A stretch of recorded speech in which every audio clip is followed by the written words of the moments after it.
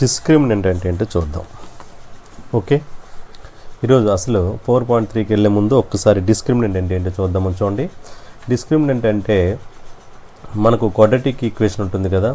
So quadratic equation roots find చేయ x -b plus or minus root of b² minus 4ac అని ఉంటుంది కదా. ఇందులో ఈ b² - 4ac ఉంది కదా, ఇది మనకు డిసైడ్ అవుతుంది. అంటే అసలు అది ఏంటి, ఈ ఈక్వేషన్ అసలు మనకిచ్చే క్వాడ్రాటిక్ ఈక్వేషన్ ఎలాంటిది అనేది మనకు అది మనకు డిసైడ్ చేస్తుంది. అంటే ఏంటి సార్ అంటే ఇప్పుడు ఒకవేళ b² - 4ac అనేది ఒకవేళ గ్రేటర్ దెన్ 0 అయ్యిందనుకోండి. అంటే ఏంటి గ్రేటర్ దెన్ 0 అంటే 0 కంటే ఎక్కువ పాజిటివ్, కరెక్ట్గా చెప్పాలంటే పాజిటివ్ అయిందనుకోండి, ఏ వాల్యూనా పర్లేదు. b² - 4ac పాజిటివ్ అయితే ఇచ్చిన క్వాడ్రాటిక్ ఈక్వేషన్ ఏదైతే ఉంటుందో ఆ క్వాడ్రాటిక్ ఈక్వేషను అనేది మనకు రియల్ అండ్ డిస్టింక్ట్. ఏంటది? Real and distinct. Okay, distinct, real and distincts roots ఉంటాయి దానికి. రియల్ అండ్ డిస్టింక్ట్ అంటే ఏంటి సార్? రియల్ అండ్ డిస్టింక్ట్స్ అంటే ఇక్కడ అవి రియల్ నెంబర్స్ అయి ఉంటాయి, డిస్టింక్ట్ అంటే డిఫరెంట్గా ఉంటాయి, అంటే ఈక్వల్గా కాకుండా డిఫరెంట్గా ఉంటాయి. ఓకేనా? ఆ రూట్స్ ఏవైనా వేయచ్చు. కాకపోతే b² - 4ac 0 గ్రేటర్ దెన్ 0 కంటే ఎక్కువ అయితే వచ్చే ఆన్సర్ అనేది ఈ క్వాడ్రాటిక్ ఈక్వేషన్ మనకి ఏదో ఒకటి ఇస్తాడు కదా, x² - 5x ప్లస్ ఏదో ఒకటి 7 = 0 అని ఏదైనా ఇచ్చిన దానికి b² - 4ac అనేది మనకు ఇక్కడ గ్రేటర్ దెన్ 0 అయితే రియల్ అండ్ డిస్టింక్ట్. ఓకే, ఒకవేళ అదే ఈక్వేషన్లో మనకు b² - 4ac ఇదే b² - 4ac మనకు ఓకే అర్థమైంది కదా. b² - 4ac ఒకవేళ గ్రేటర్ దెన్ 0 కాకుండా ఓకే లెస్ దాన్ 0 అయ్యిందనుకోండి. b² - 4ac లెస్ దాన్ 0 అయ్యిందనుకుందాం. లెస్ దాన్ 0 అయితే ఏమవుతుంది? లెస్ దాన్ 0 అయితే ఇక్కడ అసలు ఆ రూట్స్ అనేవి ఇమేజినరీ రూట్స్ అనమాట. ఇమేజినరీ. ఓకే, ఇమేజినరీ అంటే అవి అసలు రూట్సే ఉండవు అనమాట. అంటే ఇక్కడ రియల్ నెంబర్స్ అనే రూట్స్ ఉండవు యాక్చువల్గా. ఇమేజినరీ అని చెప్పొచ్చు, నో రియల్ రూట్స్. ఇంకా కరెక్ట్గా ఇక్కడ ఇమేజినరీ అని చెప్పడం కన్నా మనకు బెటర్ ఏంటంటే no real roots. Okay, no real roots అని చెప్పడం కరెక్ట్ అనమాట. నో రియల్ రూట్స్ మనకి ఇమేజినరీ ఉంటాయా ఇంకేముంటాయని కాకుండా నో రియల్ రూట్స్ అని చెప్పడం better. So no real roots. ఓకేనా? నో రియల్ రూట్స్ అర్థమైంది కదా. సో నో రియల్ రూట్స్ అనమాట. అదే ఒకవేళ ఇన్ కేస్ మరి ఇంకొక ఛాన్స్ ఉంది మనకి. ఏంటది? b² - 4ac = 0 కూడా అవ్వచ్చు కదా. అంటే వచ్చిన ఆన్సర్ 0 అవ్వచ్చు కదా. ఒకవేళ 0 అయితే ఏమవుతుంది సార్ అంటే అక్కడ రూట్స్ ఎలాగ ఉంటాయి అంటే రియల్ అండ్ ఈక్వల్. ఓకేనా? రియల్ అండ్ ఈక్వల్ అర్థమవుతుంది కదా. So b² - 4ac less than 0 అయితే no real roots, b² - 4ac = 0 అయితే రియల్ అండ్ ఈక్వల్ అనమాట. అర్థమైందా లేదా? ఓకేనా? క్లియర్. ఇప్పుడు ఈ 3 కూడా మనం ఈ 3 బట్టి మనము అసలు ఇచ్చిన ఈక్వేషను ఏంటనేది మనము ఇప్పుడు చెప్దాం. ఓకే, ఒక్కసారి మీరు చూడండి. ఇప్పుడు ఫస్ట్ టైం ఏమన్నాడంటే find the nature of the roots. అంటే ఇందులో 4.3లో first sum find the question ఏంటి సార్ అంటే find the nature of the roots అని అన్నాడు. Okay, find the nature of the roots అన్నాడు. ఒక్కసారి చూద్దాం. అదే if the real exist. Okay, ఇప్పుడు అదే క్వశ్చన్. అందులో ఫస్ట్ వన్ ఏమి ఇచ్చాడంటే 2x² - 3x + 5 = 0. దీన్ని చూద్దాం. దీని నేచర్ ఏంటనేది మనం ఒక్కసారి ఐడెంటిఫై చేద్దాం, ఒకసారి ఫైండ్ అవుట్ చేద్దాం. ఓకే, ఇక్కడ ఫస్ట్ మీరు ఇలా ఇచ్చిన వెంటనే ఏదైనా నేచర్ కనుక్కోండి. ఓకే, నేచర్ కనుక్కోండి అంటే మనము ఫస్ట్ దీన్ని కంపేర్ చేయాలి. దేంతో కంపేర్ చేయాలి? కంపేర్ విత్ దేంతో కంపేర్ చేయాలి సార్ అంటే ఇది quadratic equation ax² + bx + c = 0 దీంతో కంపేర్ చేయాలి. ఓకేనా? ఇచ్చిన ఈక్వేషన్ని దీంతో కంపేర్ చేయాలి. సో అంటే కంపేర్ చేయడం అంటే ఇది చూడండి, ఈ రెండు సేమ్ ఉన్నాయి కదా. అంటే ఇక్కడ ఏ ప్లేస్లో ఏముంది సార్ అంటే ఏ ప్లేస్లో ఎంత ఉంది? 2 ఉంది. బి ప్లేస్లో ఏముంది సార్ అంటే బి ప్లేస్లో -3 ఉంది. సి ప్లేస్లో ఎంత ఉంది సార్ అంటే చూడండి, ఇదిగో నేను కంపేర్ చేస్తాను, ఇది ఏ. ఇక్కడ మీరు మళ్ళీ x² అని రాస్తుంటారు కొంతమంది. ఏ ప్లేస్లో 2 ఉంది, x² ప్లేస్లో x² ఉందన్నమాట. మరి ఇక్కడ బి ప్లేస్లో ఏముంది -3, ఇదిగో -3. ఇంకా సి ప్లేస్లో సి పాజిటివ్ కాబట్టి సి 4. ఇప్పుడు మనం b² - 4 చేద్దామా? b² - 4ac డిస్క్రిమినెంట్ చేద్దాం. బి ప్లేస్లో ఏముంది -3, b² - 4 ఇంటూ ఏ వాల్యూ 4ac కదా చేయాలి. ఏ అంటే ఎంత 2, 4ac అంటే 5. ఓకే, b² అంటే 3² ఎంత అవుతుంది 9, 4 2s 8, 8 5s 40. సో 9 - 40, 9 - 40 ఎంత అవుతుంది -31. అవునా కాదా? 9లోంచి 40 తీస్తున్నాం కాబట్టి నెగిటివ్ వస్తుంది, -41. అంటే -31 వచ్చిందంటే దీని మీనింగ్ ఏంటి? ఇది 0 కంటే తక్కువ కదా, నెగిటివ్ కదా. నెగిటివ్ అంటే 0 కంటే తక్కువ. 0 కంటే తక్కువ అంటే మనం ఏం చెప్పొచ్చు? అప్పుడు నో వచ్చింది కదా. నెగిటివ్ వస్తే మనం ఏం చెప్పుకున్నాం? ఇప్పుడే మీకు చెప్పాను కదా, నెగిటివ్ వస్తే ఏం చెప్పుకున్నాను? ఓకే, నెగిటివ్ వస్తే ఇదిగో, నెగిటివ్ వస్తే నో రియల్ రూట్స్ అనమాట. నెగిటివ్ వస్తే నో రియల్ రూట్స్. కాబట్టి మీరు ఇప్పుడు ఏం రాస్తారంటే no real roots, no real roots అనమాట. అంటే దీనికి రూట్స్ ఉండవు. ఇది 4.3లో ఫస్ట్ క్వశ్చన్. ఓకేనా, right. Let us go for next sum, second sum వెళ్దామా? ఓకే, అర్థమైంది కదా. ఎస్, సెకండ్ సమ్ చేద్దాం. చూడండి. సెకండ్ సమ్ ఏమి ఇచ్చాడు సార్ అంటే, ఇందులో ఫస్ట్లో సెకండ్ సమ్ ఏమి ఇచ్చాడంటే 3x² చూడండి, 3x² - 4√3x + 4 = 0 ఇది ఇచ్చాడు. ఓకేనా, సో దీన్ని ఎలా చేయాలో ఒకసారి చూద్దాం. మళ్ళీ సేమ్ కంపేర్, దీన్ని ఎలా రాయాలి? Compare with ax² + bx + c = 0. దాంతో కంపేర్ చేద్దాం. కరెక్ట్ చెప్పండి. ఇక్కడ ఏ ప్లేస్లో ఏముంది? ఏ ప్లేస్లో 3 ఉంది, bx కదా. అక్కడ b ప్లేస్లో -4√3, మైనస్ కూడా రాయాలి. చాలామంది మైనస్ని మిస్ చేస్తుంటారు. -4√3 క్లియర్గా రాయాలి. మరి సి ప్లేస్లో ఏముంది సార్ అంటే సి ప్లేస్లో 4 ఉంది. క్లియర్. ఇప్పుడు మనం చేయాల్సింది డిస్క్రిమినెంట్, b² - 4ac చెయ్యాలి. b² అంటే ఇక్కడ ఎంత సార్ అంటే -4√3² b² - 4ac. 4 ఇంటూ ఏ అంటే ఎంత 3 ఇంటూ సి అంటే 4. ఓకే, సో b² ఇక్కడ చాలా జాగ్రత్త చూడండి. మీరు సింప్లిఫికేషన్ అనేది కొంచెం రాంగ్ చేస్తుంటారు. ఇది పెద్ద కష్టమేమి కాదు, కానీ అయినా మీరు మిస్టేక్ చేస్తారు. ఏంటి సార్ అంటే ఇక్కడ మొత్తానికి స్క్వేర్ ఉన్నది కాబట్టి మైనస్కి స్క్వేర్ చేస్తే ప్లస్ అయిపోద్ది, 4కి స్క్వేర్ చేస్తే 16 అవుతుంది. ఓకేనా, 4కి చేయాలి. √3కి స్క్వేర్ చేస్తే √3కి కూడా చేయాలి కదా. √3కి స్క్వేర్ చేస్తే స్క్వేర్ రూట్ క్యాన్సిల్ ఎంత వస్తుంది? 3 వస్తుంది. కాబట్టి అక్కడ 3 రాయాలి, ఇంటూ 3. ఇది ఇంకా రాయాల్సిన అవసరం 4 3s 12, 12 4s 48. ఇక్కడ చూడండి 16 3s కూడా 48. 48 - 48 ఎంత వచ్చింది? 0. మీకు 0 అంటే ఏం చెప్పాను చూడండి. 0 అంటే ఏం చెప్పాము? =0 వస్తే రియల్ అండ్ ఈక్వల్. ఓకేనా, రియల్ అండ్ ఈక్వల్. దేర్ఫోర్ మనం ఇప్పుడు ఏం రాయొచ్చు? Roots are real and equal roots. ఓకేనా, real and equal roots, real and equal roots. ఓకేనా, అర్థమైంది కదా మీకు? ఇదమ్మా, ఇది second sum. Clear. Next third sum చేద్దాం. ఓకేనా, థర్డ్ సమ్ ఒకసారి చూడండి. థర్డ్ సమ్ ఏమి ఇచ్చాడు సార్ అంటే, థర్డ్ సమ్ ఒకసారి చూడండి. థర్డ్ సమ్ ఏమి ఇచ్చాడంటే 2x². ఇది ఈజీనే, మీరు చేయగలరు. ఒక్కసారి ఇవి అర్థమై ఉంటే మీకు.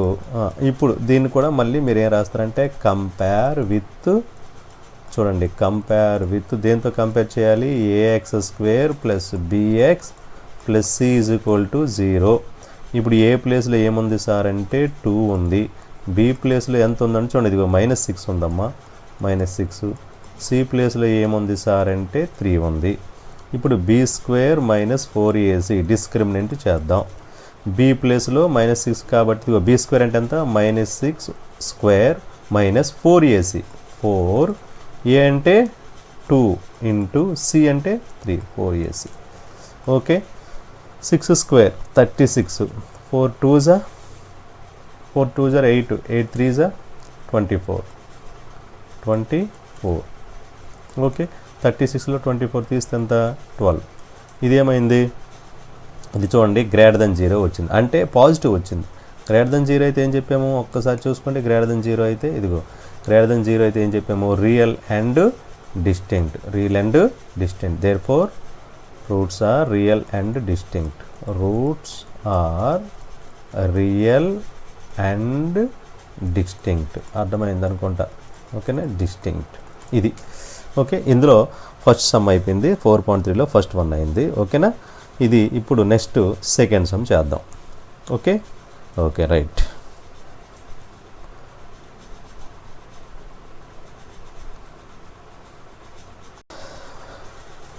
నెక్స్ట్ సమ్ చూడండి. నెక్స్ట్ సెకండ్ సమ్ ఏంటంటే, ఫస్ట్ సమ్లో 3 సమ్స్ అయిపోయి సెకండ్లో ఒక 2 సమ్స్ ఉన్నాయి. అది చాలా మోస్ట్ ఇంపార్టెంట్ సమ్ ఇది. Find the value of K for each of the following quadratic equations so that they have 2 equal roots. ఇక్కడ దే హ్యావ్ 2 ఈక్వల్ రూట్స్ అంటే ఇక్కడ క్వశ్చన్ ఏమంటుందంటే ఫైండ్ ద వాల్యూ ఆఫ్ కే, అక్కడ equal roots 2 ఉంటాయని. మొత్తం question నేను రాయలేదు. ఓకే, ఈక్వల్ రూట్స్ 2 ఉంటే 2 ఈక్వల్ రూట్స్ ఉన్నాయట. ఆ క్వశ్చన్ ఖచ్చితంగా మీకు అంటే ఈక్వల్ రూట్స్ ఉంటే అని ఇస్తాడు, అప్పుడే మనం కే వాల్యూ కనుక్కోగలం.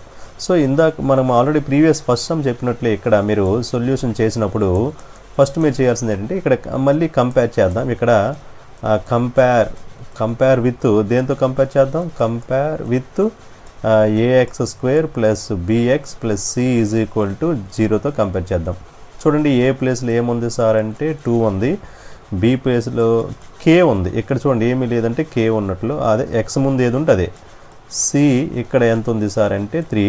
మనకి ఇక్కడ ఏమన్నాడు, గివెన్ దట్ ఈక్వల్ రూట్స్ అన్నాడు. అంటే ఈ quadratic equation has equal roots. Okay, given equation చూడండి, గివెన్ ఈక్వేషన్ ఏదైతే క్వాడ్రాటిక్ ఈక్వేషన్ ఇచ్చాడో given equation has 2 equal roots. జాగ్రత్తగా వినండి, 2 ఈక్వల్ రూట్స్ అంటే ఇక్కడ మీనింగ్ ఏంటంటే ఈ ఇచ్చిన ఈక్వేషన్కి 2 ఈక్వల్ రూట్స్ ఉన్నాయంట. ఈక్వల్ రూట్స్ ఉన్నాయంటే మనం ఇప్పుడు ఏం చేద్దాం సార్ అంటే, ఈక్వల్ రూట్స్ ఏమవుతుందంటే b² - 4ac ఏమవుతుందో ఆల్రెడీ చెప్పాను. ఈక్వల్ రూట్స్ అంటే b² - 4ac is equal to 0 అవుతుంది. ఓకేనా, బి ప్లేస్లో ఇక్కడ ఏముంది, k² - 4 ఇంటూ ఏ. ఇచ్చోండి ఏ ప్లేస్లో ఎంత ఉంది 2a, సి అంటే 3 ఈజ్ ఈక్వల్ టు 0 రాయాలి. ఎందుకంటే ఇక్కడ b² - 4 ఈజ్ ఈక్వల్ టు 0 అవ్వాలి.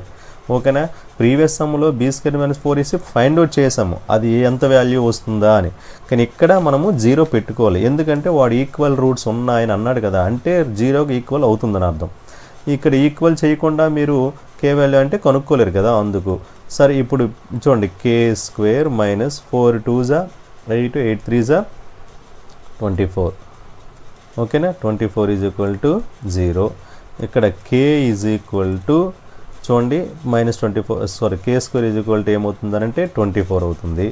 ఇంకా ఇక్కడ k is equal to ±√24. Okay, ఇక్కడ k² అంటే అదే ఇక్కడ మనకు ±√24 అనేది మన ఆన్సర్ అవుతుంది. ఓకేనా, రైట్. ఇంకా కరెక్ట్గా రాయాలంటే k ఈజ్ ఈక్వల్ టు అంటే దీని సింప్లెస్ట్ ఫామ్లో రాయాలంటే ఇక్కడ చూడండి 24ని మళ్ళీ ఎలా రాసుకోవచ్చు, 24ని 6 4s అని రాయచ్చా, 6 4s లేకపోతే పోనీ 6 4s అని రాయండి, 6 × 4.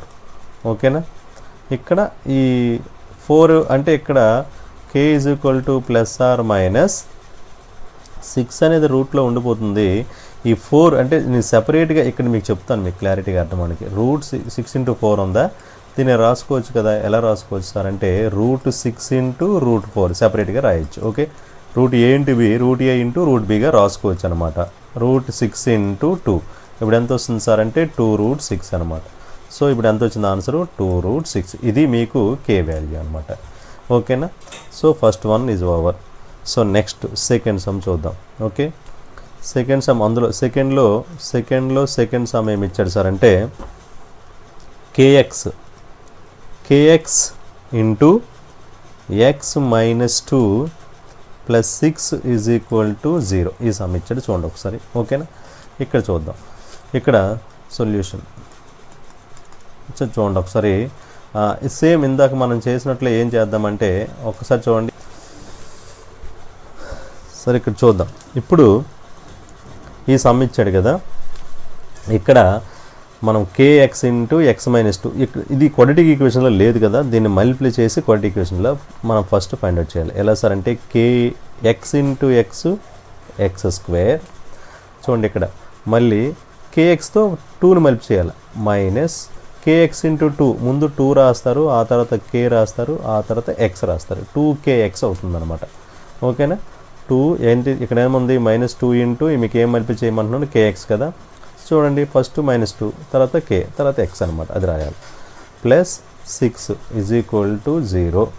ఓకేనా, ఇప్పుడు చూడండి ఇది ఇంకా సింప్లిఫై చేయడానికి ఏం లేదు కదా. ఇప్పుడు కంపేర్ ఏం రాద్దాం, కంపేర్ విత్ దేంతో కంపేర్ చేద్దాం, compare with AX square plus bx plus C is equal to 0. A ప్లేస్లో ఏముంది, ఏ ప్లేస్లో కే ఉంది, A is equal to K. B ప్లేస్లో ఏముంది సార్ అంటే బి ప్లేస్లో ఎంత ఉంది, -2k. క్లారిటీగా చూడండి, -2k. C is equal to ఎంత ఉంది సార్ అంటే 6. ఇప్పుడు ఏం చేద్దాం, బి స్క్వేర్ మైనస్ 4ac చేద్దాం. ఓకే, అదే మనకు రూట్స్ అన్నట్టు కాబట్టి given that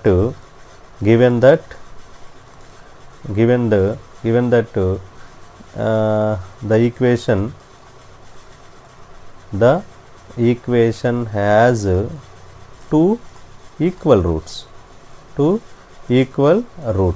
ఎప్పుడైతే 2 ఈక్వల్ రూట్స్ ఉన్నాయో మనం ఇప్పుడు దీన్ని బీ స్క్వేర్ మైనస్ 4ac ఏం చేయొచ్చు, B square minus 4ac is equal to 0. B square అంటే చూడండి ఒకసారి, బి అంటే ఎంత, -2k హోల్ స్క్వేర్ చెప్పండి, 4ac, 4 ఇంటూ ఏ అంటే ఎంత ఇక్కడ కే, 4ac, సి అంటే చెప్పండి, సి అంటే ఇక్కడ ఎంతమ్మా 6. ఓకేనా, ఈజ్ ఈక్వల్ టు 0.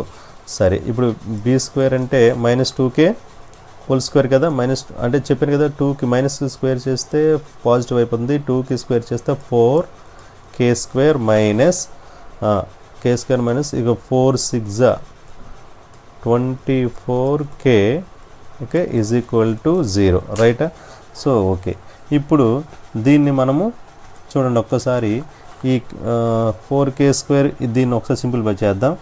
ఓకేనా, ఎలా చేద్దాం ఒకసారి చూడండి. ఇక్కడ 4 చూడండి, రెండింటిలో 4k కామన్గా ఉంది, మీరు 4k కామన్ రాయొచ్చు. 4k కామన్ రాస్తే ఇక్కడ ఒక కే స్క్వేర్లో కే ఉంటుంది. చూడండి కే స్క్వేర్లో కే ఉంటుంది, మైనస్ 24. 4 హౌ మెనీ టైమ్స్, 4 6 కదా, 4 6.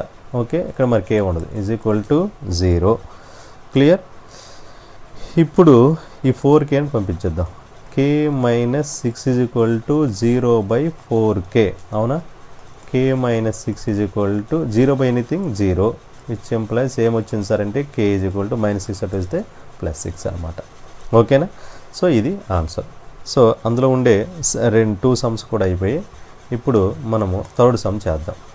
ఓకే, థర్డ్ సమ్ ఒకసారి చూడండి, ఏమి ఇచ్చాడు థర్డ్ సమ్, 4. అదే ఈ ఎక్సైజ్లో థర్డ్ సమ్ ఒకసారి చూడండి.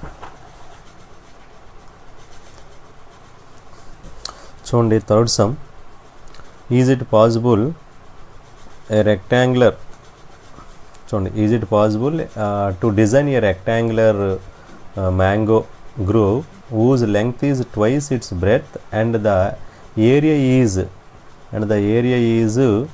800 meters square. If so, find its length and breadth. మీకు అర్థమైంది కదా, అదేమంటుందంటే it is possible to design a rectangular mango grove.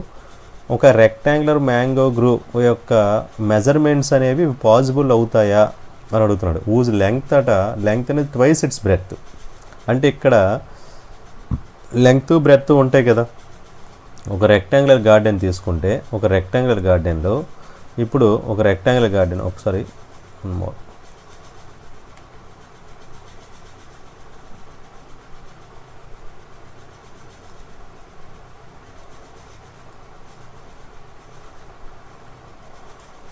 ఒక రెక్టాంగులర్ గార్డెన్ ఉంది. ఇక్కడ చూడండి లెంగ్త్ బ్రెడ్త్ అంటే ooze length is twice it's breadth. Suppose for example X breadth X అనుకున్నారు, అప్పుడు లెంగ్త్ ఎంత అవుతుంది 2x అంటున్నాడు. ఓకేనా? ఓకే, సో ఇది అలా ఓకే, అదొకటి కండిషను. నెక్స్ట్ ఏరియా అంటే 800 మీటర్ స్క్వేర్ అంట. ఇఫ్ సో ఫైండ్ ఇట్స్, ఒకవేళ అయితే లెంగ్త్ బ్రెడ్త్ కనుక్కోండి. అంటే ఇక్కడ ముందు అసలు పాసిబుల్ అవుతుంది లేదో కనుక్కోవాలి. అలా కనుక్కోవాలంటే మనం ఫస్ట్ ఇచ్చిన దాన్ని మనము క్వాడ్రాటిక్ ఈక్వేషన్లో ముందు ఫామ్ చేయాలన్నమాట.